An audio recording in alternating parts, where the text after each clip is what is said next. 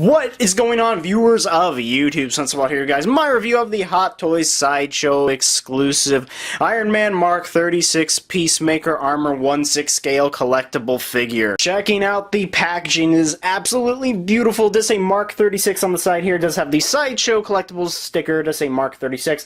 Nice concept art of the armor itself. It does say Iron Man 3 at the top here. And 1/6 scale collectible figure MMS 258 Hot Toys Movie Masterpiece logos. Sides of the box just say Peacemaker Mark 36. Back of the box just says Peacemaker Mark 36. Warning label does say Mark 36 Peacemaker just like before. Does say Iron Man 3 at the top and at the bottom as well. Take off his little slide cover here, and this is where the figure would be. Inside, of course, he is not there at the moment, but why ruin the fun? As for the figure himself, this guy is really impressive. Had my doubts about him, and I know he's not popular, but I was completely wrong, and all of you are probably wrong. If you think this figure is not awesome, let's take a closer look. As for the head sculpt, it's basically the same as the Red Snapper Power Pose figure, which I'm surprised is not considered a movie masterpiece figure, considering this guy is. But no matter, it is the same exact sculpt, but I must say this is a way better paint job. I am a big fan of the orange, and he's actually a bit battle damaged, but I'll get to that in a minute. But I just love what they did with the orange. It's very reflective and has some hints of yellow in the creases and the indents and everything. It's just really nice. I do love the silver. It does have some scuffing effects on the faceplate if you can't see on camera. Just differentiations between the silver and a little bit of black. His little cheek has some scuff marks right there, which I thought was a cool touch. So some inner mechanics there. Do love his mouth. He's looking really angry too. You know, every Iron Man armor needs that. Do have a lot of scuffing effects here, and I love that this is not completely symmetrical. They're actually painted on differently, which is always appreciative. The back of the head, there's just a ton of paintwear on this guy. Different silvers and blacks and just paint scuffs. I just absolutely love what they did with the head sculpt, and this little line going across his top of his head or scalp or whatever, it's not exactly like black like it is on this side, and again, more of that scuffing effects. It's just very worn down, which is just super cool to look at. And you know, same goes for the rest of the figure, and I must point one thing out. If you are wondering why the Peacemaker and the Red Snapper's little chest abdomen area here is kind of moved to the right, that is actually on purpose. I don't remember this being the movie, but since he has no ab articulation whatsoever, this is permanent, alright? You can't move it to make the arc reactor and the stomach symmetrical. It's just to let you know, I know a lot of people got confused on that, and so did I. Just as the head, they put an enormous amount of detail with the paint. I'm just a huge fan of all these scuffing effects and everything. You can tell it's just surrounded around the arc reactors, even a little bit of silver right there, and more black down here and everything, but you can tell the arc reactor is sculpted really nicely. It's the same as the Red Snapper, again, with that rectangular type of feel to it, and it's actually curved on the tops a bit and lifted up, which is always cool. And, like, taking a closer look at it, it's just wow, just the amount of detail in there, the beehive effect and everything is just absolutely beautiful. Like what they did with all these pivots to kind of make it look like he's Hot Rod from Transformers, and the same down here.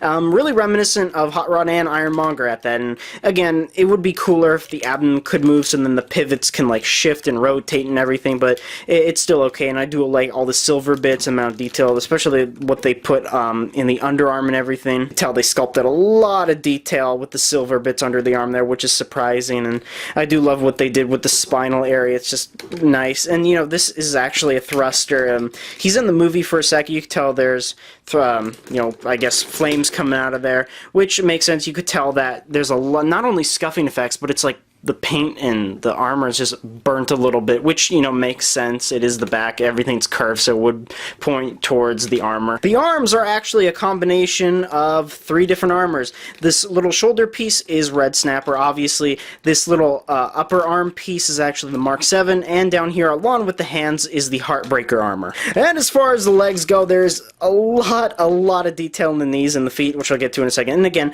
this is the Red Snapper armor, not like the arms. But giving you guys a closer look at the knees, just a lot of detail, especially when you move it, like everything shifts, especially up here, and these are rubber, by the way, so you don't have to worry about breaking them. Just up and down, just everything shifts and moves. It's so unique. Till there's a lot of scuffing effects on the black, and especially on this little, I guess, ankle piece, and, you know, moving to the back, there's a ton of it, and, you know, even when you shift the knees this way, the pivot moves, which is really cool. Again, I wish they could have done that with the spine, but no biggie. He actually has a big butt once you think about it. The feet probably probably have the most detail out of the figure. And I'm not talking just about paint job, I'm talking about sculpting.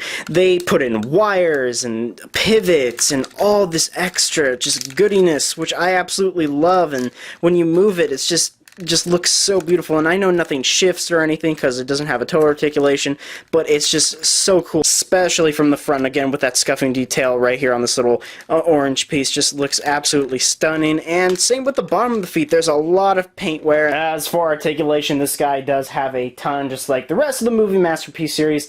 Separate from the neck joint, his head can move up that much, down that much, can wobble side to side as well as rotate a full 360. I won't because I don't want to scratch the paint.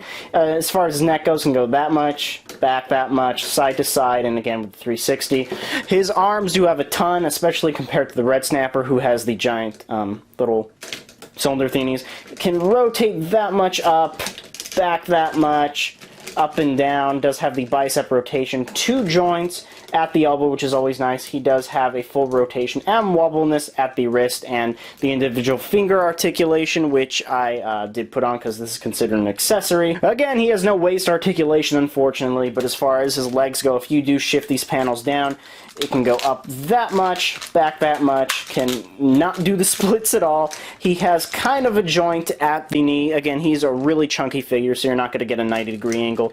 His feet can go up that much, back that much, side to side, and can actually rotate fully. Again, I don't recommend it. I don't want to scratch the paint. And his little panel up here can move up and down for more articulation at the feet. As for size, and this is difficult to do because I really don't want to take Red Snapper off his stand. It's just a bitch to do and a bitch to put back. But they are the exact same mold. I just want to compare the shoulders and the arms. You could tell the shoulder little blades here are the same, just painted completely differently, and the arms are obviously way different because he has these giant, I don't even know what to call them, hooks. And here he is next to my alpaca. As far as accessories go, he does come with an instruction manual. It's pretty detailed. Honestly, I didn't really look at this one considering it is the exact same as Red Snapper, but it does come with it if you want to read it to be safe. Does come with a pair of repulsor blasting hands. Pretty good detail again with all those scuffing effects, especially on the black. Absolutely beautiful, and I definitely recommend using these, especially since it doesn't have those gigantic hands that the Red Snapper does. And of course, a pair of fisted hands as well. You know, one thing I never got is why don't they paint the actual repulsors for the fisted hands? Like for every Iron Man figure. Like, I never got that, but whatever. And of course, he does come with the standard Iron Man 3 Hot Toys stand with an adjustable cradle. And unique to this figure and this figure alone of the Iron Man arm is he comes with stickers, which I'm not sure if I'm going to use. I'm going to look it up. I'm going to look up if it's actually, you know, in the movie, if he actually had these type of warning stuff on him, but if not, I'm probably not going to put it on. And if you are wondering about his light up feature, he does have it. What you do is just take the head out of its socket, make sure he doesn't fall over because I'm paranoid, and at the back of the head you'll see that there's a switch and it turns on beautifully. At the back it's a bit more tricky, but that is always appreciative considering they hide these really well. All you do is just plop this back piece up, get some leverage with your fingernail under this thing, and you can see there's the switch right there. Pop it up, and it works. Unlike most Iron Man figures, which have the repulsor lights on, or switches on the little bicep here, it actually has it under the wrist, which is cool. They're a little small, but you turn it on for that one, and you do the same for that one. And here he is with all his lights on, looking pretty badass. I really wish the lights could stay on forever with every Iron Man figure, or any Hot Toys figure at that, but you know, it's still an awesome feature, and I highly recommend you take the time to put those bitch of a batteries in him. So overall, this is really awesome.